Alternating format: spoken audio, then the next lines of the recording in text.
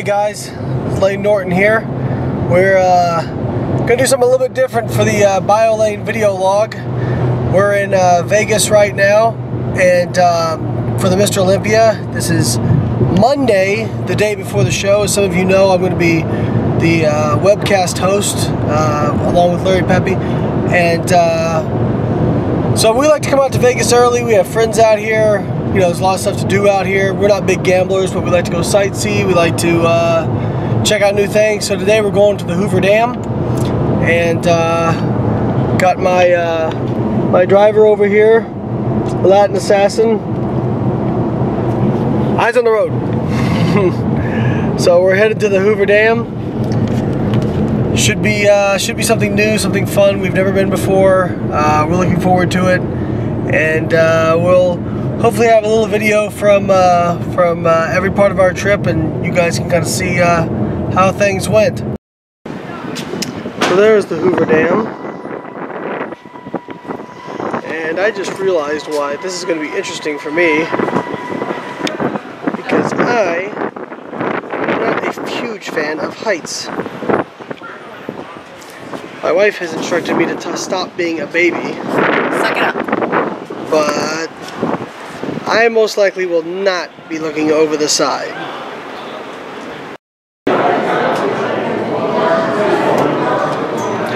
Okay. Layne shitting his pants. Yeah, this. So, who wants to go on the slip and slide all the way down the dam? Very funny. It's fine. It's fine. It'll be fun.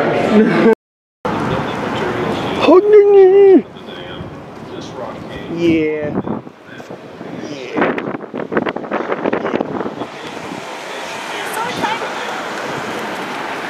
Okay. That's good, but okay, but what about my shorts? I need a clean pair. Wow, look at that view. Ooh. Strong bridge. Strong water. Strong dam. Why are you trolling the Hoover Dam? Strong wife. Yeah. Jeez. Yeah. Yeah.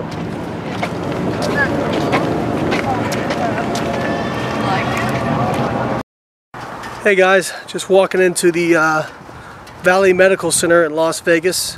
Gonna do a nutrition seminar with some physicians there. I'm excited because I think that physicians have a large impact on how people view nutrition, and they have sometimes bad information, so I'm going to try and educate them. Speak today because there's a lot.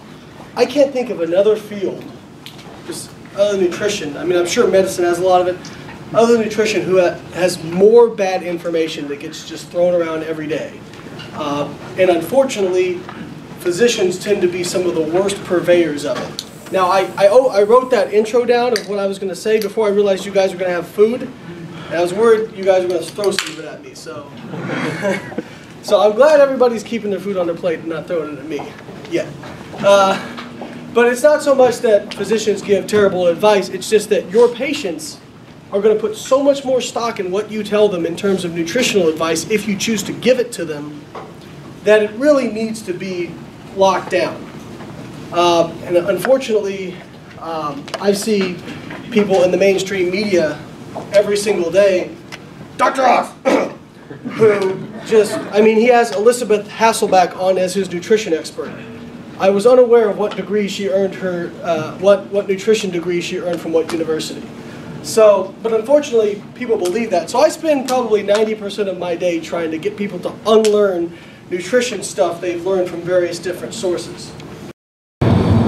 Hey guys, it's Wednesday before the Olympia, and this is kind of my last non-work day, so I'm heading to play some golf with my buddy Chris Bacuza. Eyes on the road, Chris. I know. Stop hogging the camera.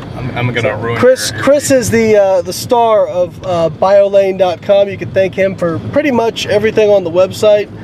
He's the one that got me with Forefathers and spent a lot of time setting all the shit up. So everybody make sure you thank Chris, and he's the man.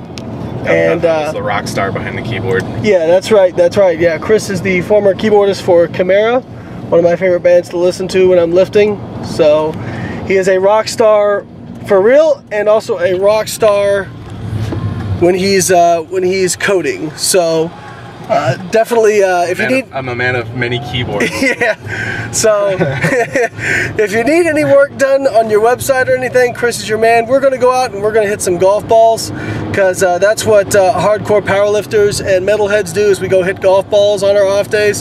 So yeah, it should be fun, because we're probably both terrible. So. Yeah, buddy. Nice, baby. Oh. I'm glad we got that one on film. Okay.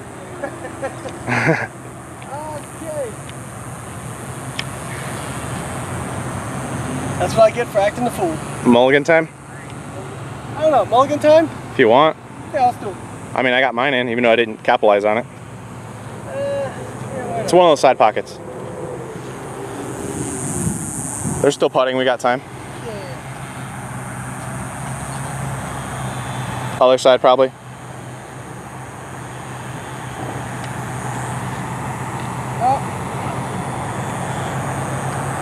Alright.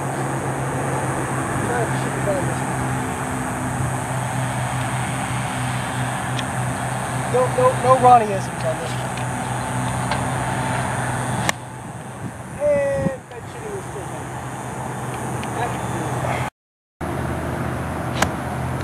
good. Alright. Spoogos, I picked up a stroke on that last hole for me shitting the bed. Again. Damn it. Epically bad or epically good is what I'm going for. So let's hope epic.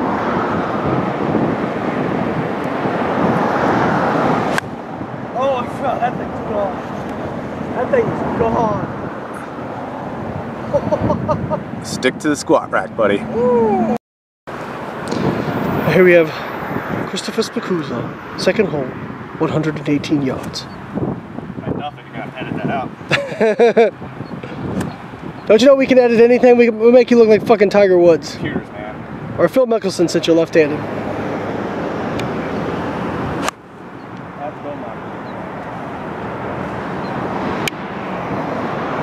Had the distance. Had the distance. Wrong distance. Wrong direction. There's obviously that Layne guy distracting you in the background. Yeah. Well, you might have your epically bad shot here. We're at the clear an island. Well, water to an island, rather. There's the flag out there.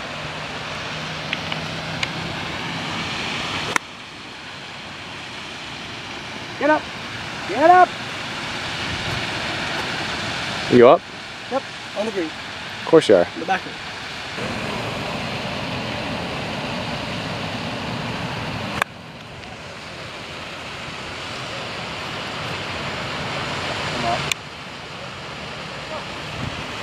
Closer to the Very nice. He is indeed close to the pin. For what? For what? Tell us, how does that feel? It's quite the relief, actually. I think I've shit the bed numerous times today. It's nice to be on the green. Welcome aboard the USS Bedshit.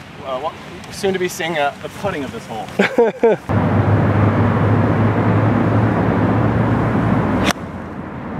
That ball's over the left field fence. I just don't have it. I don't think Spicuzzo's very happy with me right now. And as I say that, I was probably shit 1,000 yards in the wrong direction.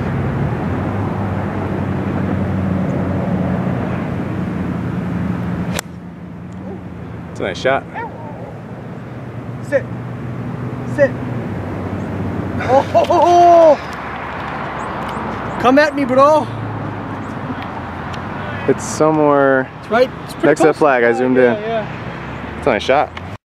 So, here's us walking up to the hole. I just hit a 170-yard tee shot, and it was a little bit closer than we thought it was initially.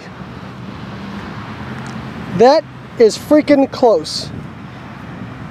Check out the dent where that thing hit, literally like 2 inches from the cup. You don't get much closer than that. That is the best shot I ever shoot. I officially retire from golf now. Oh, now he's looking at Carl. Hump him. Hump the shit out of this mother. Yeah! Yeah! boy. All right, all right, all right. What are you doing? Woo! Yeah! Yeah! Yeah! He just latches on. Come on, do it again. Come on. Yeah! Yeah! Get him! What Get him, Blake! Sit. Lay down. Roll over. Get him, Blake! Get him! Get him! Oh, that's amazing. All right, Derek. Got Derek Charlebois here after dinner. What's your fortune, Derek? You will make many changes before settling satisfactorily. Oh. Satisfactorily, huh? That's a word. Satisfactorily. Interesting. Jason, what do you got, man? You will be of good comfort. Interesting. He is a comfy man in bed. In bed. All right, honey. What's your say? Ah, I like this one. It's not your character to give up. Give up shopping? Yeah, I agree. That's true. See? Roberto.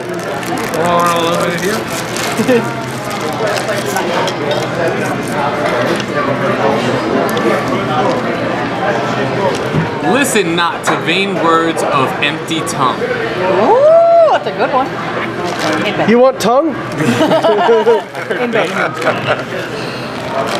Veiny tongue? Alright, so hopefully mine is like an epic fail, so it'll be really funny on video. Probably not. Yeah, like you will find the missing sock within the next 2 months.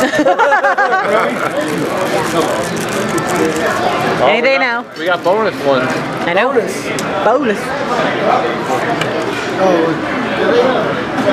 You will have a long and wealthy life. In bed. In for that. In bed.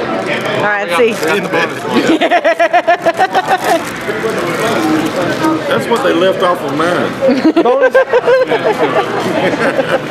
Bonus question. That's not even a fortune. What does it say? May you have a good appetite. In bed. I'll take mine. Here's the bonus one. You will be called upon to help a friend in trouble. In bed. In bed. Sexual frustration is very troubling.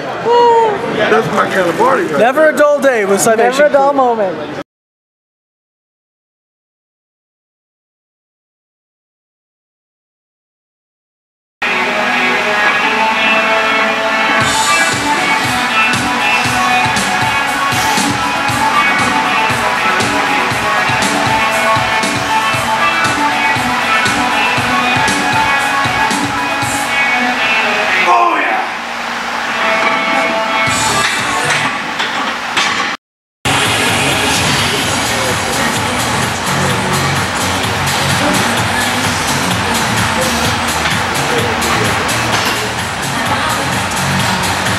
Come on. Fast. Nice.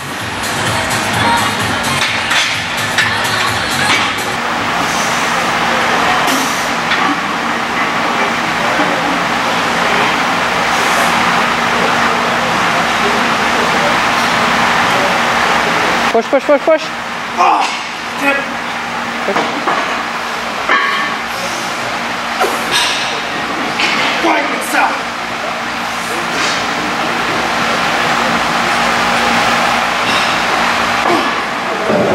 Alright guys, we're here at the 2012 Mr. Olympia Expo at the Cybation booth.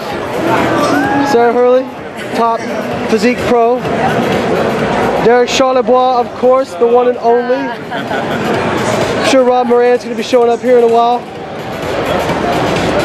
It's always one of my most fun things to do is to be at the Expo in the booth. It's my 9th Olympia being here for Cybation. So I'm always pumped. Backstage here at the Mr. Olympia.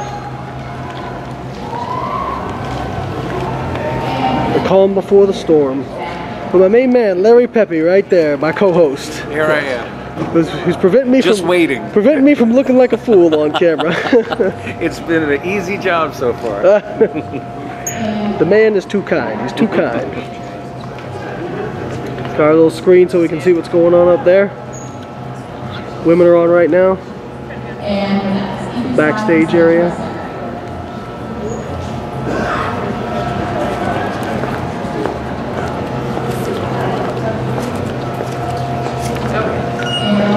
See Jay Cutler in the house, 4-time Mr. Olympia. We got the beasts starting to rustle from their sleep. Our man IFBB Pro Ben Pack right there. His hamstring's about to explode out of his damn leg. Interesting to see how some guys start getting ready a little earlier in terms of pump up. Some guys wait till the very end.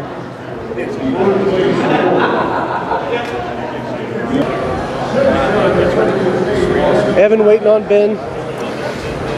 Get out of my way. Actually, that's 2 rookies right there for the Olympia. That's cool. This is the tanning booth they got back here, which is kind of convenient for all the guys.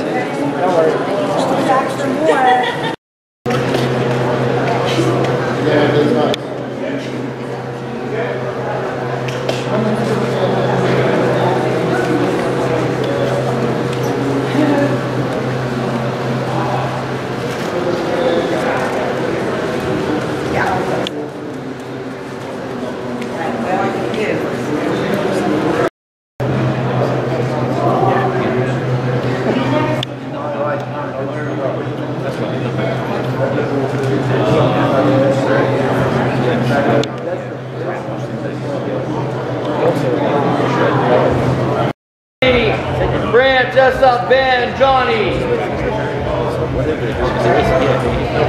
Alright guys, first five. Come on here with me, guys. Let's go. Essa, need you, buddy. Tony, big man, where are you? Alright, let's go, man. I know you're ready, right? Johnny Jackson, I know you're strong, but I need you. Thank you. Heading into the expo, day 2, Saturday. Got my all access pass. This is fun. This is your cut and line pass. So gonna head in, get set up, say hi to the guys' salvation booth, and walk around and say hi to some friends. Yesterday was fun. You know, I was a little bit shaky, I think, when the webcast started off, but pulled it together. I want to give a quick shout out to Outwork Apparel. The backpack has definitely been useful. Cooler in the bottom, rubbing on the both sides for drinks, and it has definitely gotten a lot of legwork this weekend, and it held up great. So, thus ends my shameless plug for Outwork Apparel, and we'll see you guys inside the expo. Here we go. Welcome to the Olympia Expo, which is now about twice as big as it was last year. Last year you just had this whole front portion, and now we're going to go all the way down. You're going to see a set of stairs to take you all the way back past where it was last year. Very cool. I like the Olympia better than the others because it's not as crazy, and obviously Vegas is a little bit more fun city than Columbus, Ohio. No disrespect, Columbus, still love you, but you know, Vegas is a cool city, and we have a lot of friends out here, so it makes the trip a little more fun for us. Alright, so this is the second section of the expo that they've opened up. This entire section here was closed off last year. Now they've opened it up. Got all these booths here. Obviously we see the Citation booth down there. That's where we're headed. And way back in the back you have the stage, and that's where all the action's going to be going on for the men's 212 prejudging. And we're going to be checking that out as well here in a little bit. So let's get going.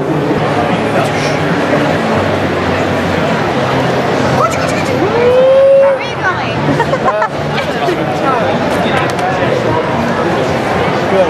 God, you see that? We just punked Rob Moran. It was nice. Got punked. Yeah, man. So I missed your training this morning. The champ is here. The champ is here. I was yesterday. I was eating and I saw you for like 30 seconds. I was like, he's doing good. He's doing good. I don't gotta worry about my boy. He's doing good. You know what I liked about you? You had like that Marv Albert turned down. Like that announcement came down too bad. Yeah. I only saw you for like 30 seconds. I watched on my phone. I had to dip. Not really, but I'm not really. I'm gonna cut that one.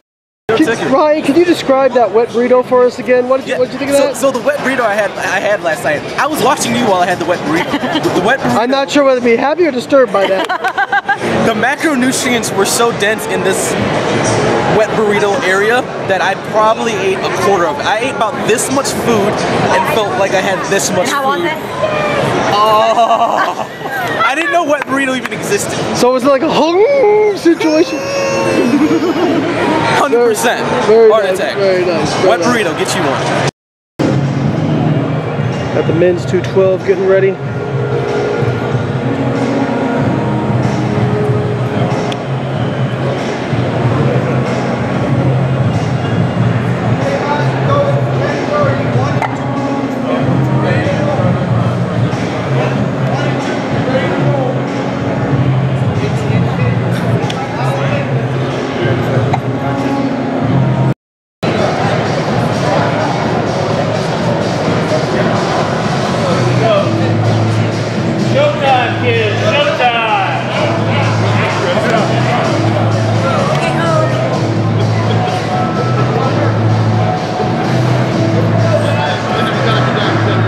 Water looks insane right now.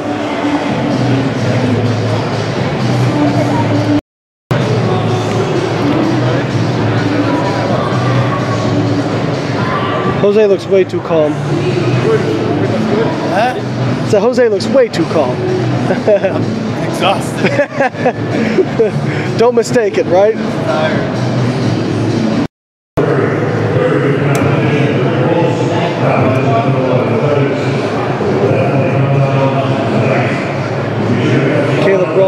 Filming Flex for his DVD. Guy Cisternino.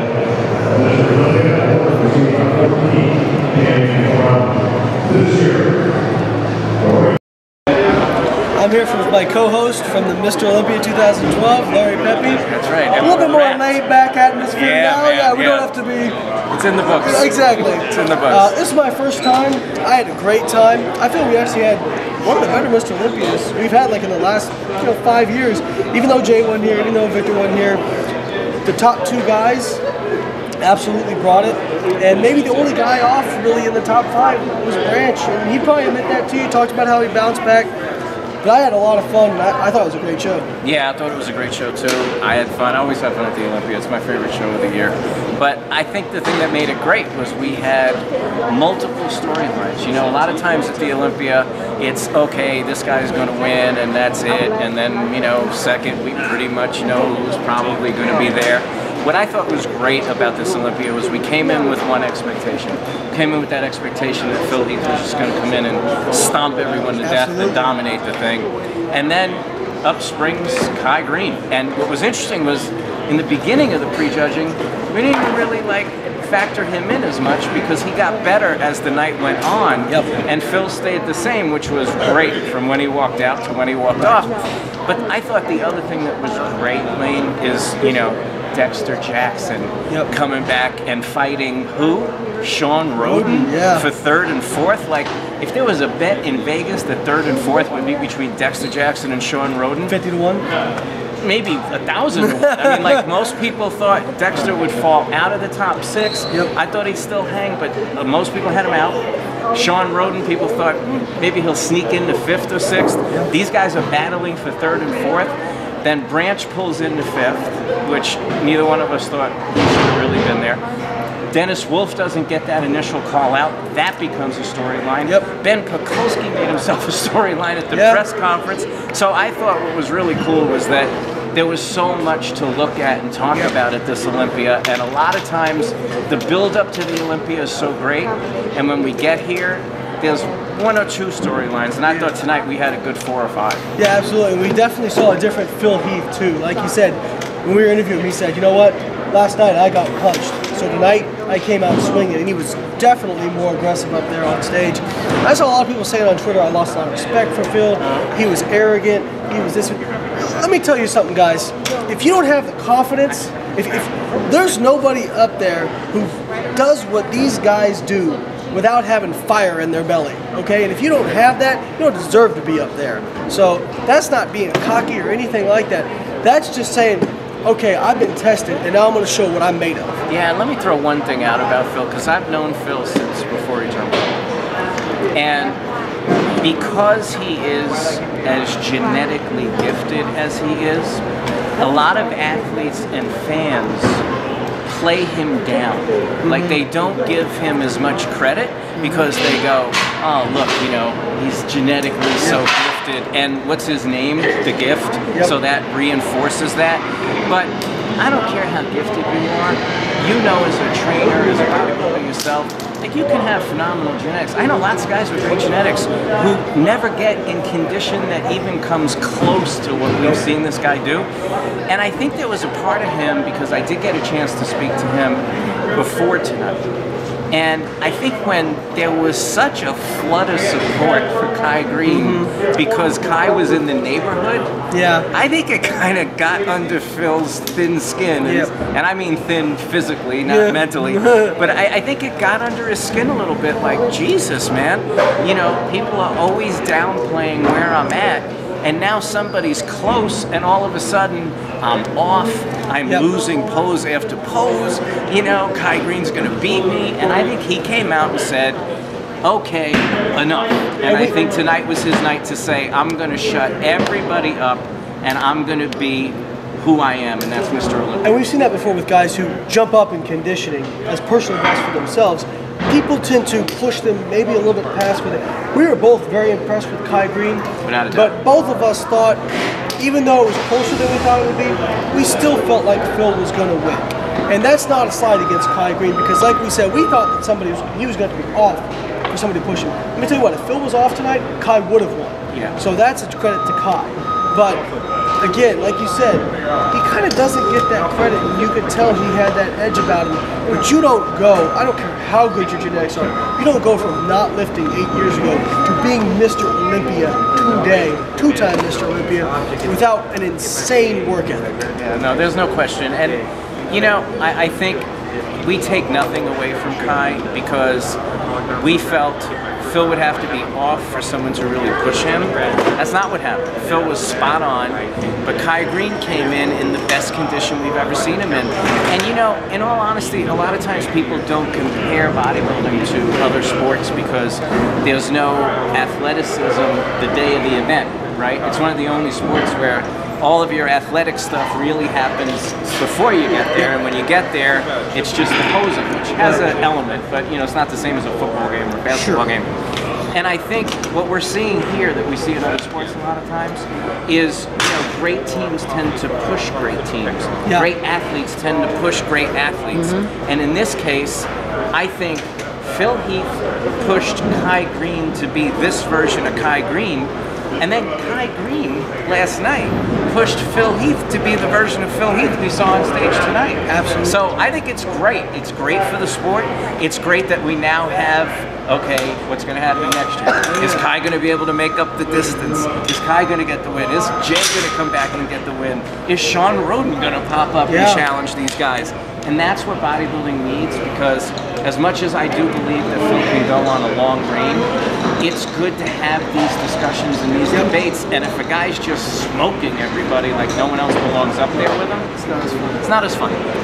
Well, Larry, I had a fantastic time. Me too, man. You're a great co-host. Thank you for saving me many times from saying something stupid. I probably already did it, but I had a fantastic time, and thank you. You're a great co-host. Hey, man, I had a great time too, and you're more than welcome. Thank you, buddy. You got it, buddy.